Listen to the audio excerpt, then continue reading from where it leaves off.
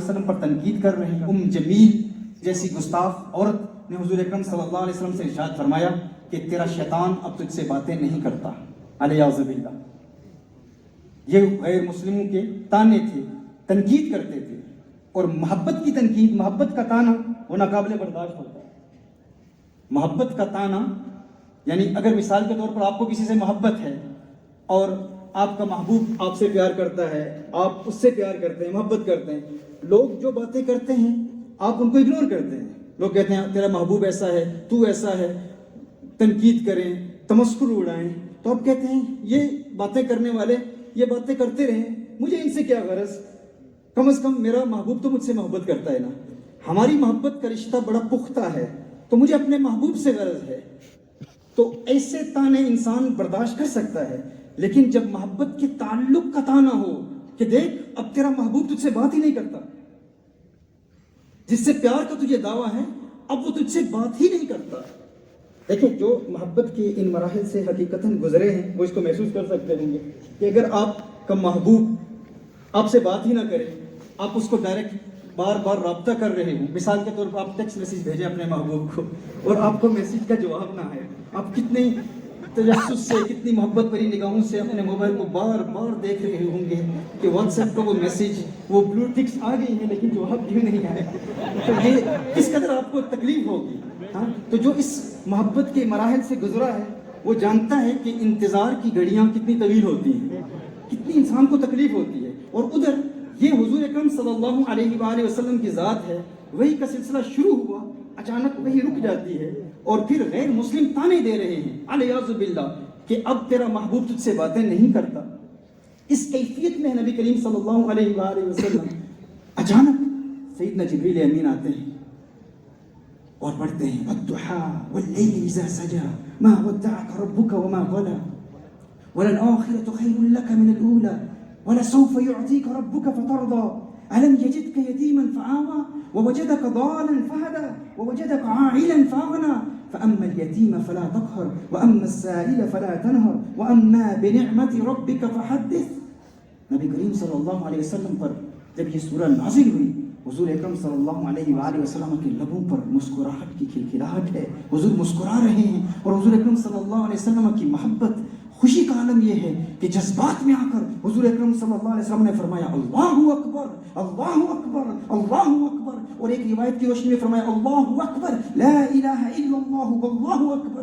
یہ حضور اکرم صلی اللہ علیہ وسلم کی محبت اور خوشی کا اظہار تھا۔ اسے امام مجاہد نے حضرت عبداللہ بن عباس رضی اللہ تعالیٰ عنہ سے روایت فرمایا، اور حضرت عبداللہ بن عباس نے نبی کریم صلی اللہ علیہ وآلہ وسلم کا حکم حضرت عبی بن کعب رضی اللہ تعالیٰ عنہ سے روایت فرمایا، اور انہوں نے حضور اکرم صلی اللہ علیہ وسلم کا حکم نقل فرمایا۔ اور ہمارے کچھ علماء کے نزدیک سورۃ الضحیٰ کے خاتمے پر جب ختم ہوتی ہے اللہ اکبر پڑھنا چاہیے، سورۃ الضحیٰ کے آخر اللہ اکبر، اور پھر سورہ الانشراح کے آخر میں اللہ اکبر اللہ اکبر، اور یہ قرآن کریم کی سورۃ الضحیٰ سے لے کر سورۃ الناس تک ان تمام سورتوں کے آخر میں اللہ اکبر پڑھنا چاہیے۔ کیوں؟ کیونکہ یہ حضور اکرم صلی اللہ علیہ وسلم کی سنت ہے۔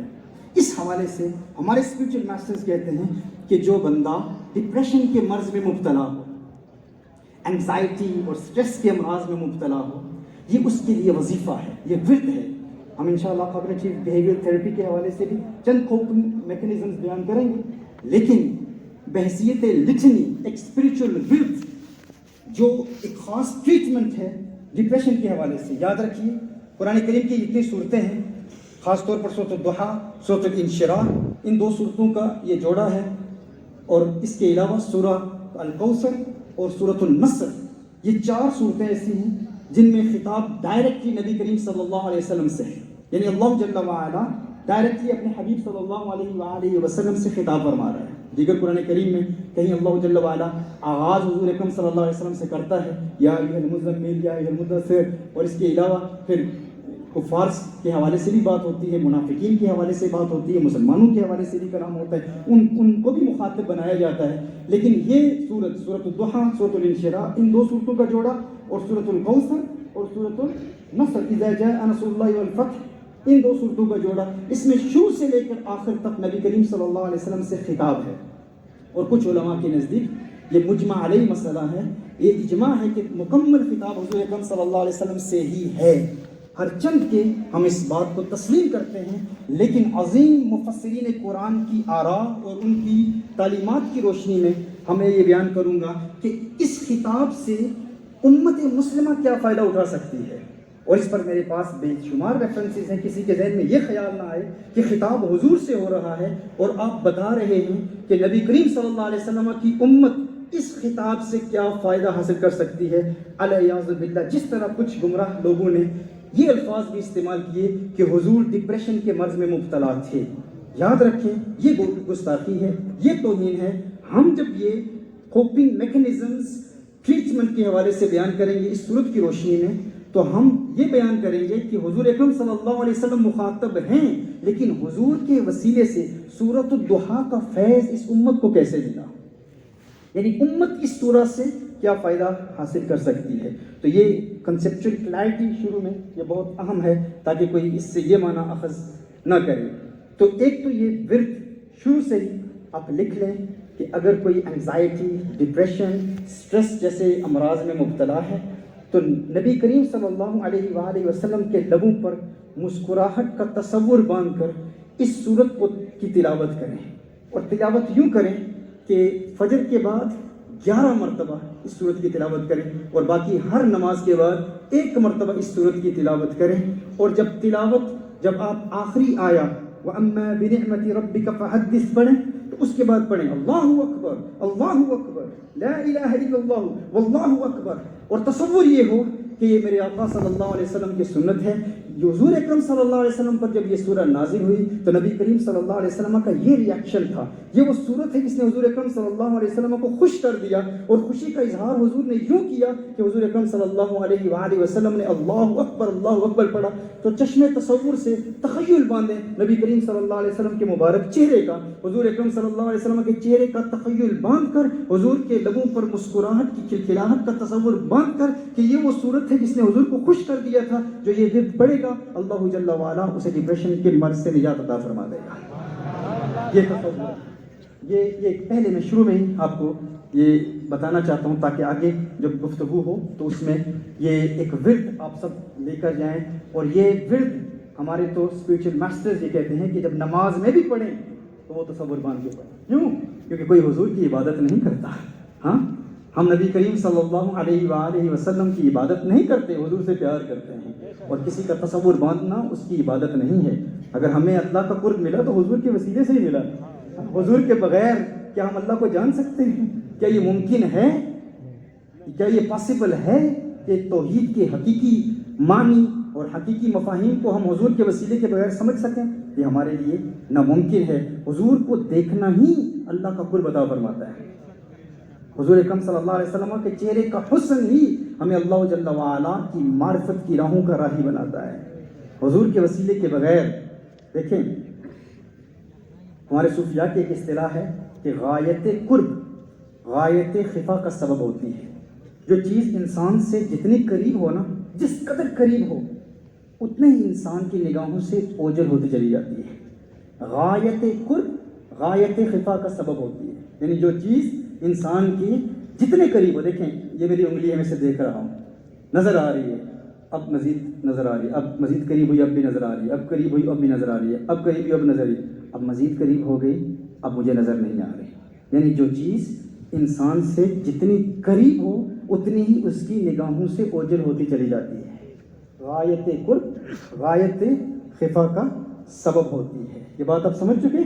جس طرح دیکھیں آپ کی آنکھیں ہیں، آپ اپنی آنکھوں کے وجود کو مانتے ہیں نا کہ آپ کی آنکھیں ہیں، آپ کی آنکھوں کا وجود ہے، لیکن جو یہ کہتا ہے کہ میں اللہ کو دیکھنا چاہتا ہوں، نظر نہیں آتا، دکھاؤ، ہاں میں دیکھنا چاہتا ہوں، تو ہم کہتے ہیں وہ بہت قریب ہے، بہت قریب ہے۔ کہا اگر قریب ہے تو نظر کیوں نہیں آتا؟ اگر قریب ہے تو نظر کیوں نہیں آتا؟ تو میں آپ سے یہ سوال پوچھنا چاہتا ہوں، کیا آپ کی آنکھیں ہیں؟ آپ کی آنکھوں کا وجود ہے کہ نہیں؟ میں نظر آ رہا ہوں نا آپ کو، آپ کی آنکھیں ہیں، تو بتائیں مجھے اگر آپ کی آنکھیں ہیں تو اپنی آنکھوں کے وجود کو کیسے تسلیم کر لیا آپ نے؟ کیا آپ نے کبھی اپنی آنکھوں کو دیکھا ہے؟ کیا آپ میں سے کسی نے کبھی اپنی آنکھوں کو دیکھا ہے؟ دیکھا ہے؟ نہیں دیکھا نا، کسی نے اپنی آنکھوں کو کبھی نہیں دیکھا. ہاں، کیونکہ جو چیز انسان کے جسم سے قریب ہوتی ہے اتنی ہی اس کی نگاہوں سے اوجھل ہوتی چلی جاتی ہے. تو آپ نے اپنی آنکھوں کو کبھی نہیں دیکھا کیونکہ وہ اس قدر قریب ہیں، اب وہ نظر نہیں آتی. کوئی یہ کہہ سکتا ہے کہ میں نے دیکھا ہے. ہاں، کہاں دیکھا ہے؟ پہلے تو میں یہ کہوں گا نا کہ جو کہتا ہے کہ میری آنکھیں ہیں تو دلیل کیا ہے؟ آپ نے تو نہیں دیکھی. کہا فلاں شخص نے بتایا، اس نے میری آنکھیں دیکھی ہیں تو اس کے کہنے پر میں نے تسلیم کر لیا کہ میری آنکھیں ہیں. تو اس سے یہ بھی پوچھ لو، اگر کوئی یہ کہے تو اس سے یہ بھی پوچھ لو کہ بتاؤ وہ جس نے کہا ہے نا کہ اس نے تمہاری آنکھیں دیکھی ہیں، اس نے تمہاری آنکھوں کو کن آنکھوں سے دیکھا ہے؟ اس نے تمہاری آنکھوں کو کن آنکھوں سے دیکھا ہے؟ اس نے بھی تمہاری آنکھوں کو اپنی ان آنکھوں سے دیکھا ہے جن آنکھوں کو اس نے بھی کبھی نہیں دیکھا. ایک اندھے کی بات پر تم نے یقین کر لیا. اگر دیکھنا ہی ماننا ہے، دیکھنے کی بنیاد پر ہی تم وجود کو تسلیم کرتے ہو کہ وجود ہے، تو اس اندھے کی بات پر تم نے یقین کر لیا. اس نے اپنی ان آنکھوں سے تمہاری آنکھوں کو دیکھا جن آنکھوں کو اس نے کبھی دیکھا ہی نہیں تھا. تو ایک شخص کہتے ہیں نہیں جی میں نے اپنی آنکھوں کو دیکھا ہے. بھائی کہاں دیکھا ہے؟ میں نے اپنی آنکھوں کو آئینے میں دیکھا ہے. ہاں، آئینے میں دیکھا ہے. اچھا، آپ نے اپنی آنکھوں کو آئینے میں دیکھا ہے تو بتائیے آپ نے جب اپنی آنکھوں کو آئینے میں دیکھا تھا تو کن آنکھوں سے دیکھا تھا؟ کن آنکھوں سے دیکھا؟ جب آپ نے اپنی آنکھوں کو آئینے میں دیکھا تھا تو کن آنکھوں سے دیکھا تھا؟ کہا ان آنکھوں سے دیکھا تھا. اگر ان آنکھوں سے دیکھا تھا تو آئینے میں کیا تھا جسے تم دیکھ رہے تھے؟ وہ تو یہاں ہے. اگر ان آنکھوں سے دیکھا تھا تو آئینے میں کیا تھا جسے تم دیکھ رہے تھے؟ پتہ چلا آنکھیں آئینے میں نہیں چلی گئی تھی. اور اگر آنکھیں آئینے میں چلی گئی تھی تو پھر کن آنکھوں سے دیکھا تھا؟ پھر کن آنکھوں سے دیکھا تھا؟ پتہ چلا آئینے میں آپ نے اپنی آنکھوں کو نہیں دیکھا کیونکہ آپ کی آنکھیں یہاں آپ کے ماتھے سے متصل ہیں. آئینے میں آپ نے اپنی آنکھوں کے پرتوں کو دیکھا، اپنی آنکھوں کی ریفلیکشن کو دیکھا، اپنی آنکھوں کی جھلک کو دیکھا. آپ کی آنکھیں یہاں ہیں. تو میں یہ کہنے میں حق بجانب ہوں نا کہ آپ اپنی ان آنکھوں کو جو آپ کے جسم کے قریب ہیں آئینے کے وسیلے کے بغیر نہیں دیکھ سکتے، تو وہ رب جو تمہاری جان کے قریب ہے اسے وسیلہ مصطفیٰ کے بغیر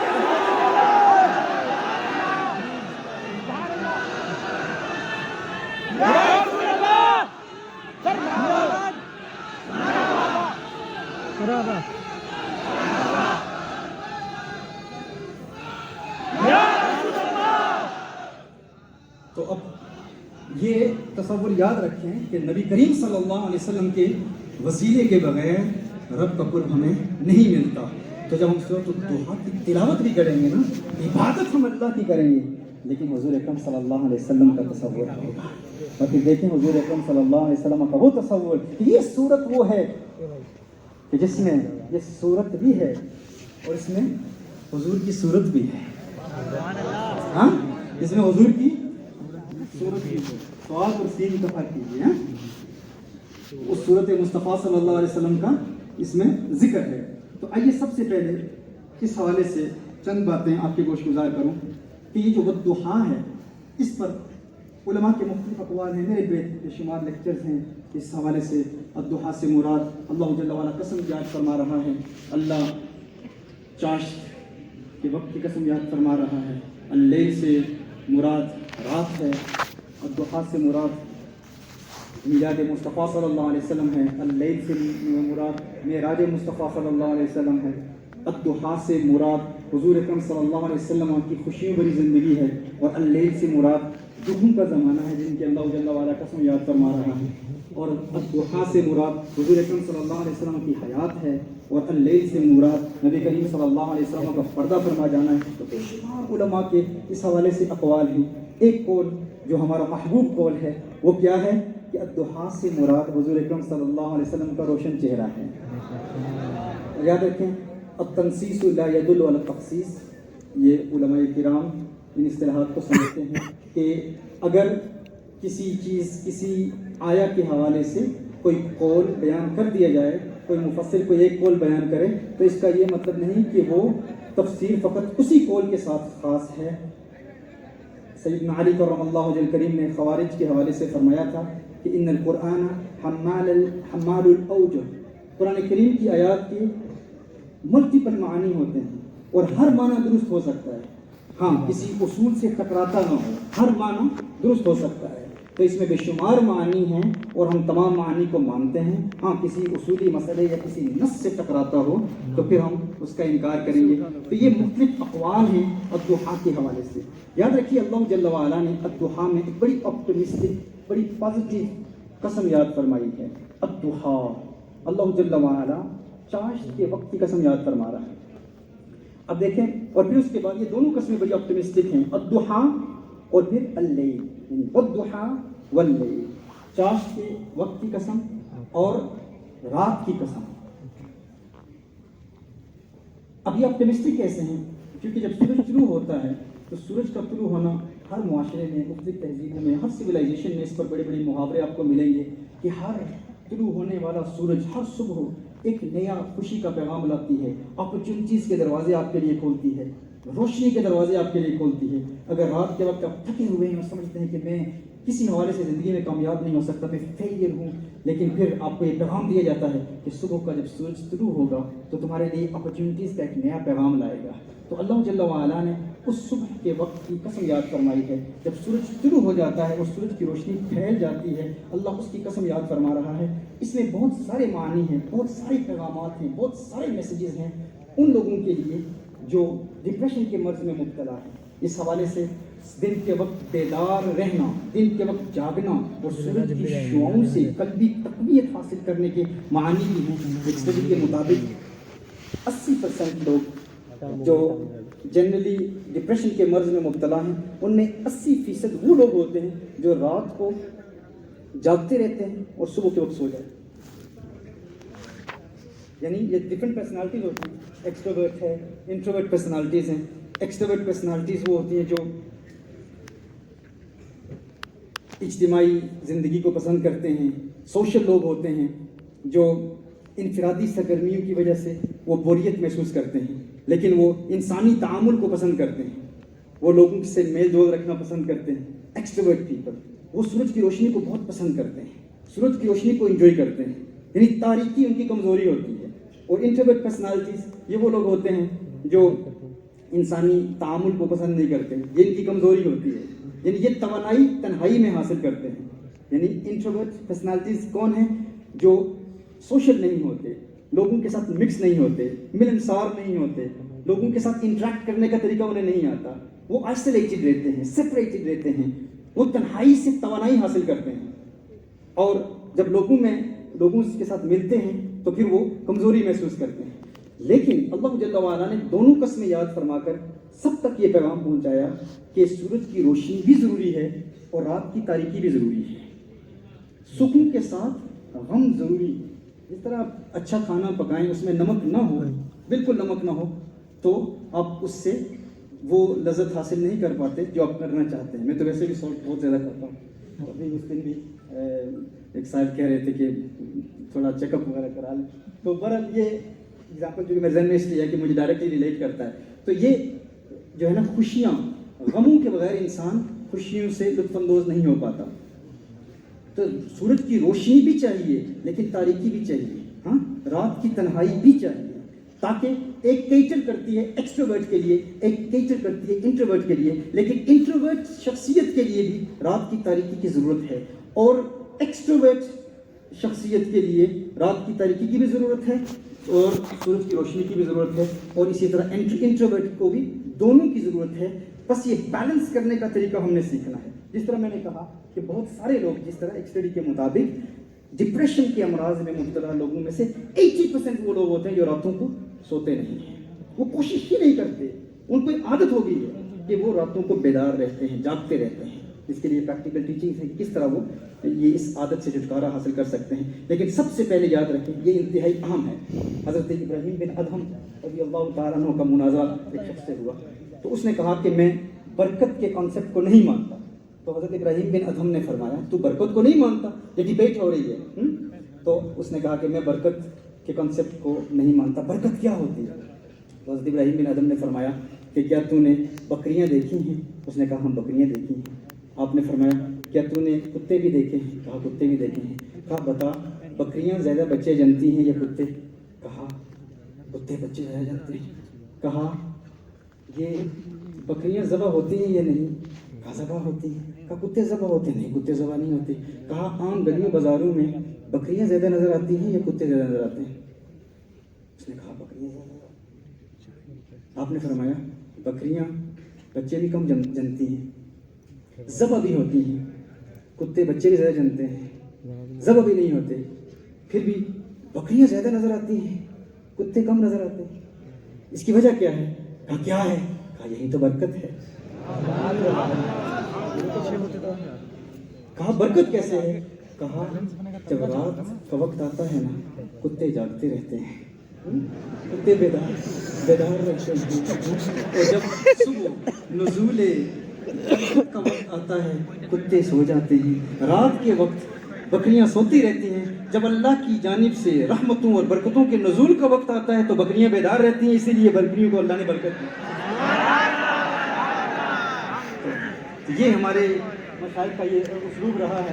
تو یہ یاد رکھیں رات فطرت کے مطابق یہ نیچر کا تقاضا ہے کہ جس چیز کے لیے اللہ نے جس چیز کو بنایا اس کو ہمیشہ یاد رکھیں، اس کو اس کا حق دینا ضروری ہے. اور ارلی مارننگ جو جاگتا ہے اللہ جل وعلا اس کے رزق میں برکت دیتا ہے، اور جو ارلی مارننگ صبح سوتا رہتا ہے اللہ اس کے رزق کو روک لیتا ہے. اور یہ چند خاص اورات بھی جو ہم دیتے ہیں اور دعا کے اور بھی اورات ہیں ان کا خاص تعلق صبح کے وقت کے لیے ہے.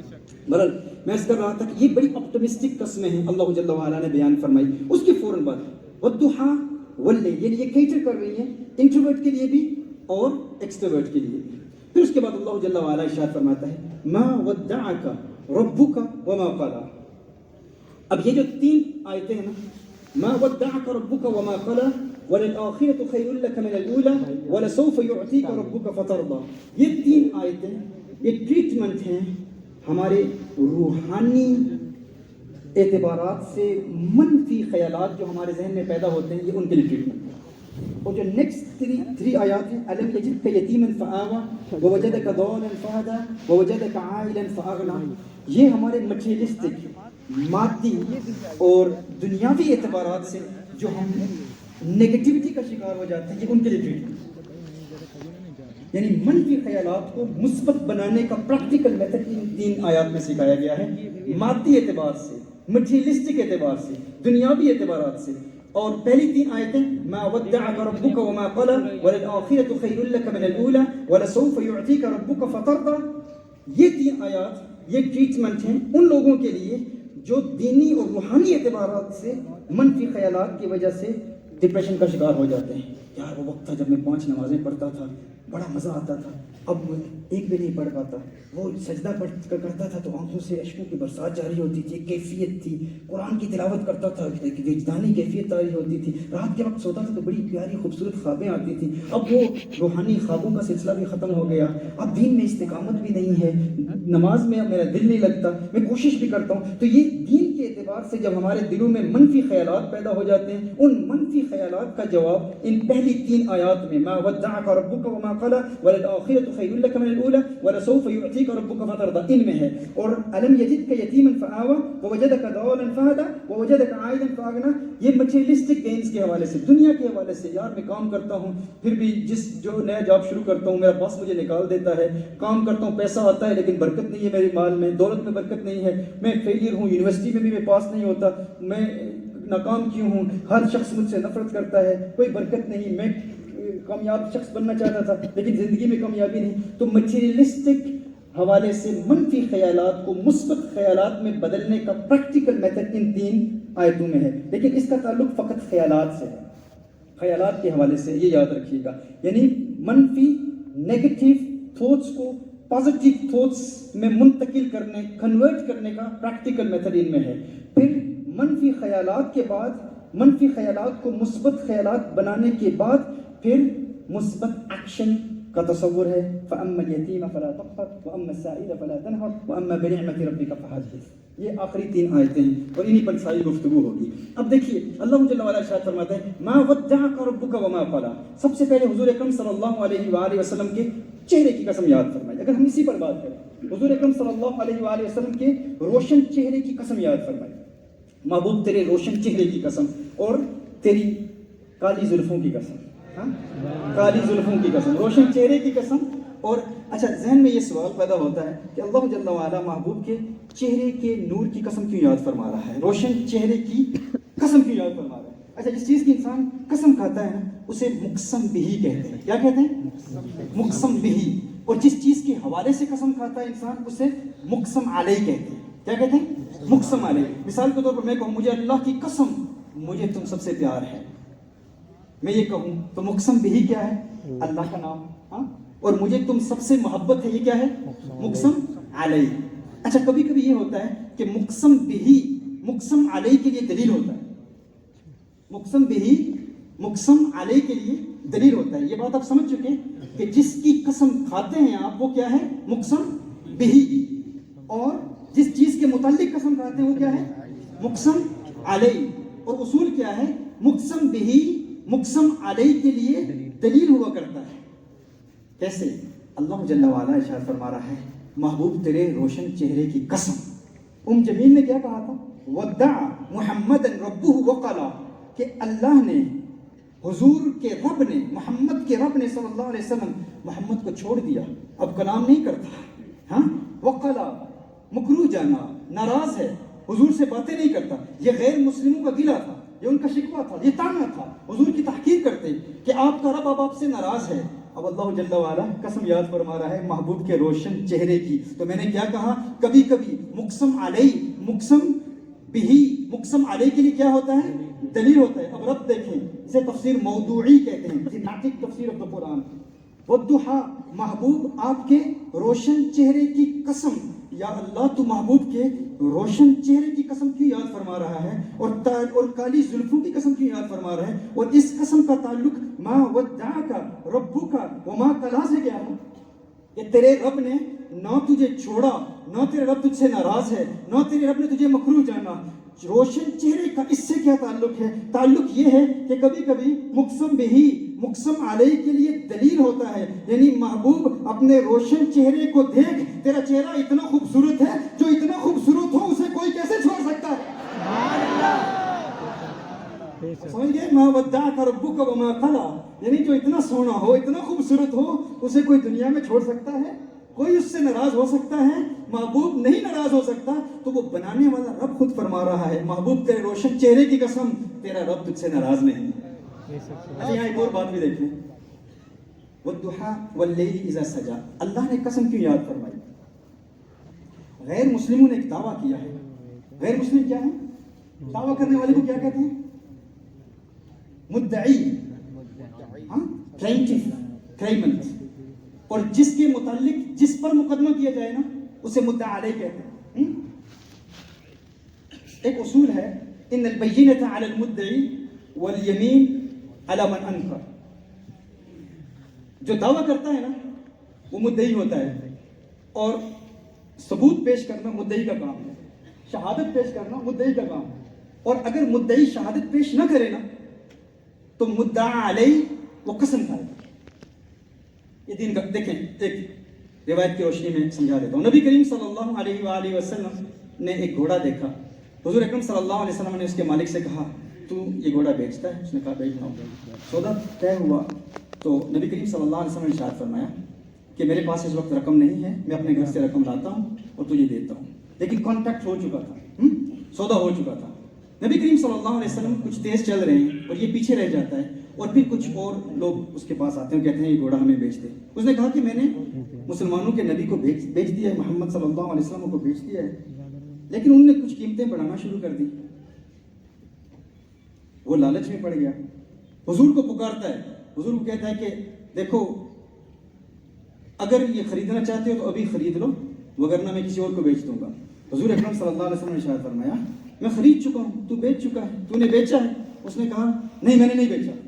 حضور نے ارشاد فرمایا ابھی سودا ہوا ہے، ابھی تو نے بیچا ہے، ابھی میں نے خریدا ہے. اس نے کہا نہیں میں نے بیچا ہی نہیں. اب اس معاملے میں نبی کریم صلی اللہ علیہ وسلم مدعی ہیں کس بات کے؟ کہ حضور نے خریدا ہے، اس نے بیچا ہے، وہ مدعا علیہ ہے. اب قانون کیا ہے؟ مدعی کا کام یہ ہوتا ہے کہ جس بات کا وہ دعویٰ کرے اس پر ثبوت پیش کرے. اور مدعا علیہ کیا کرتا ہے؟ اگر وہ ثبوت پیش نہ کر سکے، اگر مدعی پلینٹیف کلیمنٹ اگر ثبوت پیش نہ کر سکے تو مدعا علیہ کیا کرتا ہے؟ وہ قسم کھاتا ہے. وہ تو جھوٹا تھا، غیر مسلم تھا، اور جھوٹے قسمیں جھوٹی کھاتے رہتے ہیں، ان کے لیے تو کوئی پرابلم ہی نہیں ہے، کوئی ایشو ہی نہیں ہے. حضور بھی جانتے تھے. اس نے کہا گواہ پیش کرو. ادھر حضرت سیدنا خزیمہ رضی اللہ تعالیٰ عنہ کا گزر ہوتا ہے. وہ دیکھتے ہیں لوگ جمع ہیں. پوچھا کیا ہوا؟ کہا حضور اکرم صلی اللہ علیہ وسلم نے فرمایا کہ اس نے بیچا ہے، میں نے خریدا ہے. اور وہ کہتا ہے کہ نہیں، گواہ پیش کرو. اب گواہ تو وہاں موقع کا کوئی گواہ موجود ہی نہیں تھا، کوئی آئی وٹنس تھا ہی نہیں. حضرت خزیمہ رضی اللہ تعالیٰ عنہ فرماتے ہیں میں گواہی دیتا ہوں کہ اس نے بیچا ہے، حضور نے خریدا ہے. سبحان اللہ. نبی کریم صلی اللہ علیہ وسلم نے حضرت خزیمہ رضی اللہ تعالیٰ عنہ کی اس ادا کو دیکھا. اب وہ جو غیر مسلم تھا، اب اس کے پاس اور کوئی چارہ نہیں تھا، اس نے گھوڑا حضور کو دینا تھا، کیونکہ اب گواہی حضرت خزیمہ رضی اللہ تعالیٰ عنہ نے دی ہے. تو حضور اکرم صلی اللہ علیہ وسلم پھر حضرت خزیمہ رضی اللہ تعالیٰ عنہ سے فرماتے ہیں کہ خزیمہ تو موقع پر موجود ہی نہیں تھا، تو کاہے کی گواہی دیتا ہے؟ تو نے تو دیکھا ہی نہیں تھا. تو حضرت خزیمہ رضی اللہ تعالیٰ عنہ عرض کرتے ہیں، میں اپنے الفاظ میں مفہوماً اس روایت کو پیش کرتا ہوں. وہ عرض کرتے ہیں یا رسول اللہ صلی اللہ علیہ وسلم، کیا ہم نے جنت کو دیکھا ہے؟ کیا ہم نے جہنم کو دیکھا ہے؟ کیا ہم نے اللہ کو دیکھا ہے؟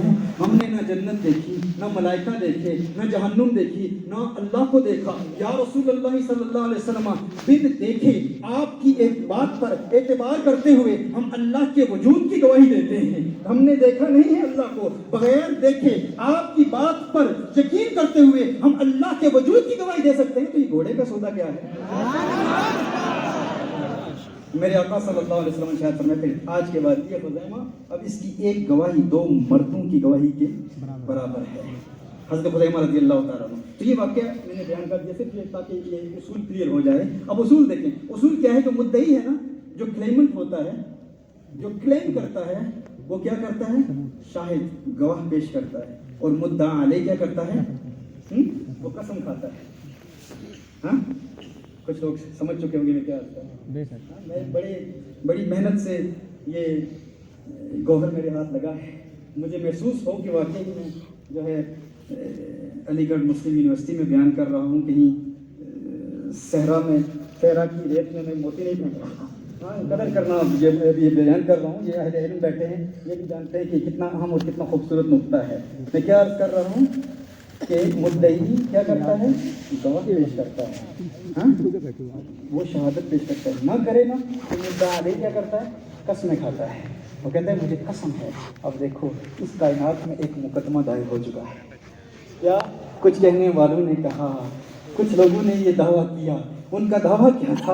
اللہ پر کوئی مقدمہ کر نہیں سکتا، وہ خلاق کائنات ہے، وہ ساری دنیا کو بنانے والا ہے. لیکن کچھ لوگوں نے یہ دعویٰ کر دیا نا کہ اللہ نے محبوب کو چھوڑ دیا، اللہ محبوب سے ناراض ہے، اللہ محبوب سے کلام نہیں کرتا، اللہ نے محبوب کو مکروہ جانا، علیہ باللہ. کچھ لوگوں نے یہ دعویٰ کیا نا، تو وہ کون ہیں؟ وہ مدعی ہیں، وہ دعویٰ کرنے والے ہیں، وہ پلینٹیفس ہیں، وہ کلیمنٹس ہیں. اب وہ شہادت پیش کریں نا، وہ شہادت کہاں سے پیش کریں گے؟ وہ اللہ کی دنیا کو جانتے ہی نہیں، نہ ملائکہ کو جانتے ہیں، نہ اسپرچل ریلم کو جانتے ہیں. تو اللہ جل وعلا گویا کہ جواباً ارشاد فرما رہا ہے وہ مدعی ہیں، دعویٰ انہوں نے کیا ہے. اب اگر ہمت ہے تو گواہ پیش کریں نا کہ میں اپنے محبوب سے راضی ہوں. وہ کہاں سے گواہ لائیں گے؟ وہ گواہ نہیں لا سکتے. لیکن محبوب اب تیرے پیار میں، اب تیری محبت میں میں رب ہو کر تیرے چہرے کی قسم یاد فرماتا ہوں. محبوب تیرے حسن کی قسم، انہوں نے مجھے مدعا علیہ بنایا ہے نا، تو اب میں رب ہو کر تیرے چہرے کی قسم یاد فرماتا ہوں. ما ودعک ربک وما قلی. سبحان اللہ یا رسول اللہ.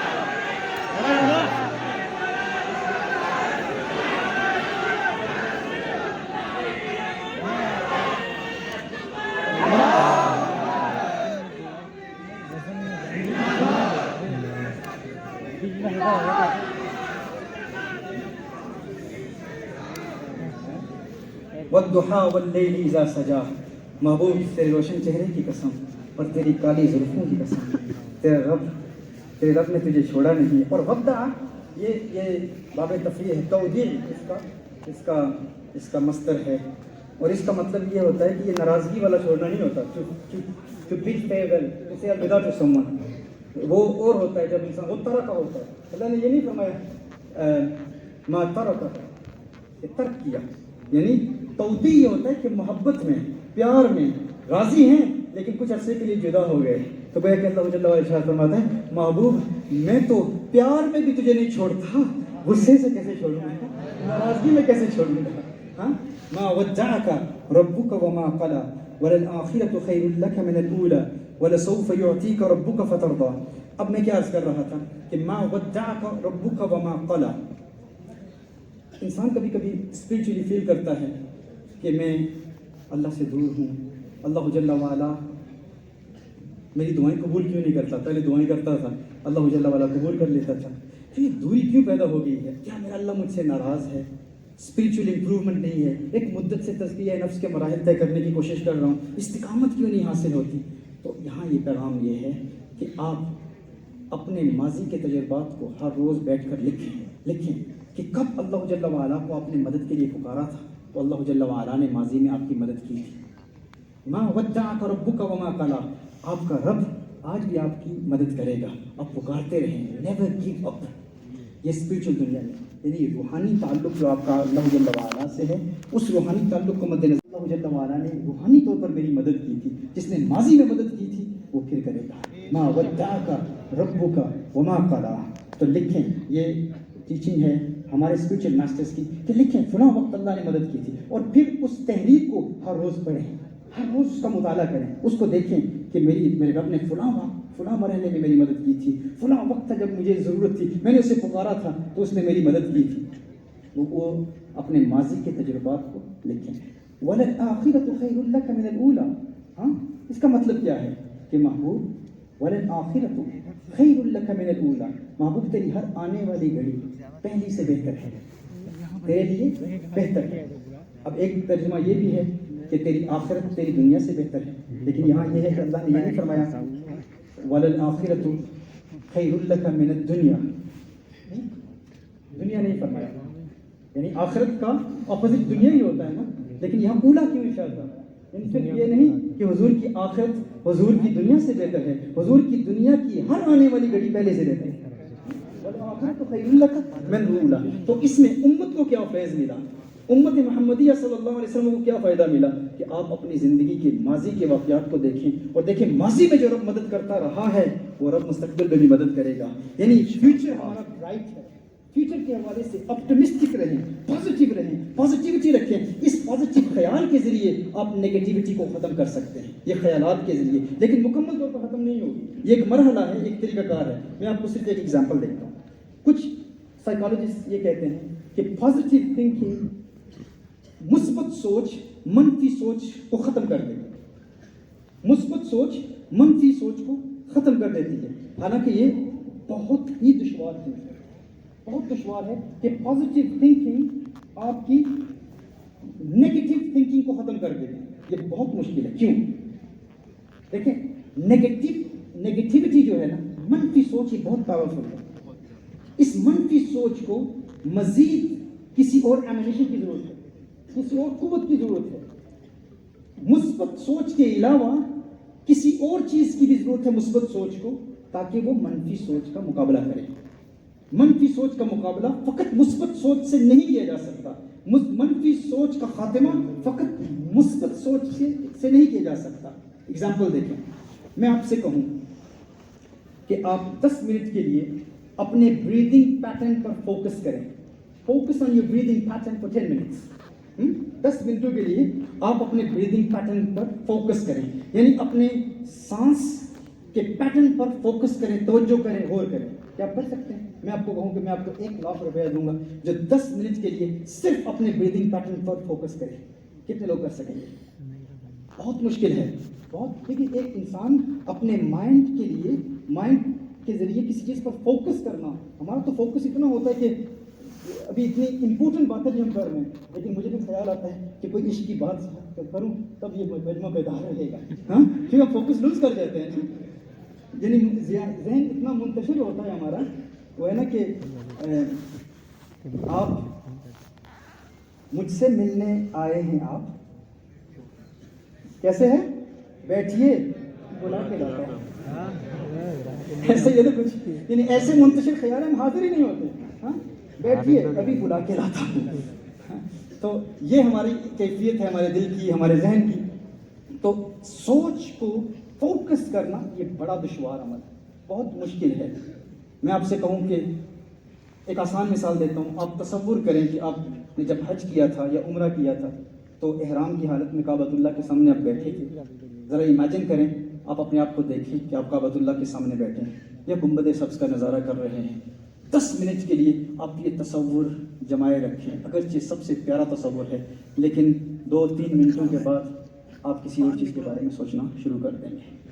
کیونکہ فوکس کرنا، اپنے مائنڈ کو کنٹرول کرنا یہ بہت مشکل عمل ہے. اگرچہ میں آپ کو کہوں کہ میں آپ کو جو ہے نا 1 لاکھ روپے دوں گا کہ 10 منٹ تک آپ کریں، بہت ڈیفیکلٹ ہے. لیکن اگر میں آپ سے کہوں کہ آپ 10 منٹ تک اپنا رائٹ ہینڈ بلند کریں، ذرا رائٹ ہینڈ بلند کریں نا سارے بھائی. میں کہوں کہ 1 لاکھ روپے دوں گا اگر 10 منٹ تک اس ہاتھ کو بلند رکھا تھا، کتنے لوگ کامیاب ہو جائیں گے؟ آپ 2 اٹھا لیں گے. لیس ہو جاؤں گا. آپ کہیں گے 2 لاکھ لیں گے. بھائی ہاتھ ہم بلند رکھیں. کیوں؟ کیونکہ positive action is more powerful then positive thinking. مثبت عمل مثبت سوچ سے بہت پاورفل ہے. تو منفی خیالات کا خاتمہ فقط مثبت خیالات سے نہیں کیا جا سکتا، مثبت ایکشن کی بھی ضرورت ہے، پازیٹیو ایکشن کی بھی ضرورت ہے. پازیٹیو ایکشن کے ساتھ ان دونوں کو ملا کر جب آپ منفی خیالات کا مقابلہ کریں گے تو منفی خیالات کو آپ ختم کر دیں گے. وگرنہ کیا ہوگا؟ منفی خیالات اگر مستقل آپ کے ذہن میں رہے تو پھر وہ منفی خیالات کیا ہوں گے؟ I'm a lost cause, I'm a loser, I'm a failure. میں زندگی میں کچھ حاصل نہیں کر سکتا. یہ خیالات آپ کو ڈپریشن کے مرض میں مبتلا کر دیں گے. پھر وہ منفی خیالات اگر آپ صرف مثبت خیالات کے ذریعے مقابلہ کرنے کی کوشش کریں گے تو مثبت خیالات ناکام ہو جائیں گے، منفی خیالات کامیاب ہو جائیں گے، اور پھر وہ منفی خیالات منفی ایکشن میں بدل جائیں گے. آپ سوئسائڈل ہو جائیں گے، آپ خودکشی کر لیں گے، سیلف ہارم کریں گے، اپنے آپ کو ہارم کریں گے. منفی خیالات کا مقابلہ اگر مثبت ایکشن کے ساتھ نہ کیا جائے تو وہ منفی خیالات کیا ہوتے ہیں؟ وہ منفی ایکشنز میں کنورٹ ہو جاتے ہیں. تو اس لیے دیکھیں قرآن کریم، میں یہ کہتا ہوں ہم نے قرآن کریم کو پڑھا. اکثر ہمارے یہاں کیا ہوتا ہے کہ قرآن کریم کی تفسیر فقط عقائد کے حوالے سے پڑھائی جاتی ہے، یا فقہ کے حوالے سے تفسیر آیات الاحکام کے حوالے سے، یا پھر عقائد ثابت کرنا، یا پھر قرآن کریم میں جو واقعات ہیں ان کو بیان کرنا، یا علم کلام کی بحثیں ہیں جو یا باطل نظریات کا رد کرنا، غیر مسلموں کا رد کرنا، اور پھر ایتھیزم کا رد کرنا، اور دیگر ادیان باطلہ کو ماننے والوں کا رد کرنا. ہم قرآن فقط اس حوالے سے پڑھتے ہیں. یاد رکھیے قرآن ہماری فقط احکام اور عقائد اور فقہ کے حوالے سے رہنمائی نہیں کرتا. قرآن ہماری جذبات کی بھی رہنمائی کرتا ہے، ہمارے ایموشنز کی بھی رہنمائی کرتا ہے. لیکن اس حوالے سے قرآن کا مطالعہ بہت کم کیا جاتا ہے. تو دیکھیں اللہ جل وعلا نے آغاز کیا اپٹمسٹک قسم سے، والضحى واللیل اذا سجى ما ودعك ربك وما قلى وللآخرة خير لك من الأولى. ابھی اب صرف منفی سوچوں کا مقابلہ مثبت سوچ سے کر رہے ہیں. اسپرچل ورلڈ میں، اسپرچوالٹی میں، دین میں، عبادات میں، تقوی پرہیزگاری میں، اللہ کے قرب کے حصول کے لیے جتنی محنت کریں اس حوالے سے جب آپ کا شکار ہو سکتے ہیں کہ میں دین میں استقامت حاصل نہیں کر سکتا، تو پہلے آغاز کریں گے مثبت تھوٹ کے ساتھ، مثبت خیالات کے ساتھ. یہ سوچیں گے وَلَلْآخِرَةُ خَيْرٌ لَكَ مِنَ الْأُولَىٰ. پاسٹ میں بھی پرابلمز آئی تھی لیکن اللہ نے مدد کی. جو پاسٹ میں اللہ نے مدد کی تو اب بھی وہ کرے گا. مستقبل میرا روشن ہے. پاسٹ کی چند مور ایگزامپلس آپ لکھ لیں، تحریر کر لیں، پھر آگے بڑھیں. وَلَلْآخِرَةُ خَيْرٌ لَكَ مِنَ الْأُولَىٰ وَلَسَوْفَ يُعْطِيكَ رَبُّكَ فَتَرْضَىٰ. وہ وقت آنے والا ہے جب ہے محبوب تیرا رب تجھے اتنا دے گا کہ تو راضی ہو جائے گا، تو خوش ہو جائے گا. اب میرا جی تو چاہتا ہے کہ اس پر واقعات بیان کروں اور جیسے جنرلی بیانات ہوتے ہیں، لیکن میں اس طرف نہیں جاتا. کنٹرول ساکن کنٹرول. ابھی کیونکہ میں اس موضوع کی طرف میں بڑھنا چاہتا ہوں. وَلَسَوْفَ يُعْطِيكَ رَبُّكَ فَتَرْضَىٰ. اب یہ اسپرچل دنیا ہے. روحانی دنیا میں جو ہمارے اندر منفی خیالات آتے ہیں ان کا مقابلہ مثبت خیالات کے ذریعے ابتدا ہوگی. پھر آگے اللہ جل وعلا ارشاد فرماتا ہے الم یجد کا یتیما فآویٰ. محبوب یاد کیجئے وہ وقت، الم یجد کا، کیا اس نے نہیں پایا تھا تجھے یتیم، فآویٰ، اور تجھے جگہ دی. یعنی محبوب کریم صلی اللہ علیہ وسلم کے حوالے سے وہ وقت تھا جب محبوب کریم صلی اللہ علیہ وسلم تنہا تھے تو اللہ جل وعلا نے محبوب کی مدد کی. تو اب آپ اپنی مٹیریلسٹک مادی زندگی کے حوالے سے کہ زندگی میں ایسا وقت تھا جب میں تنہا تھا, کوئی مددگار نہیں تھا, دنیاوی معاملے میں مجھے مال کی ضرورت تھی, مجھے مدد کی ضرورت تھی, تو میں نے اللہ جل وعلا کو پکارا. اللہ نے دنیاوی معاملات میں بھی ماضی میں میری مدد کی. تو ماضی کے حوالے سے سوچیں اور لکھیں فلاں فلاں وقت اللہ جل وعلا نے میری مدد کی تھی. اس کو لکھیں, ہر روز ان تحریروں کو پڑھتے رہیں. اس کے ذریعے آپ کے دل میں مثبت سوچ پیدا ہو.